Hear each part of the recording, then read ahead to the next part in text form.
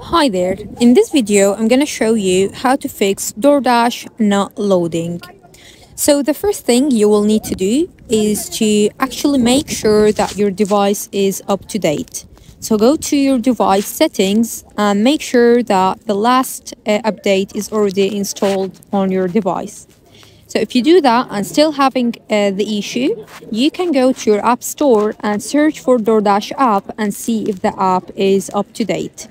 If it is updated already and you're still having the issue, you can double check whether your internet connection is working fine or not. So try disconnecting the Wi-Fi or even your data and reconnecting again.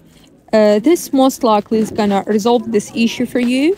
But if you are still having the issue, then the last thing that you can try doing is basically contacting DoorDash support.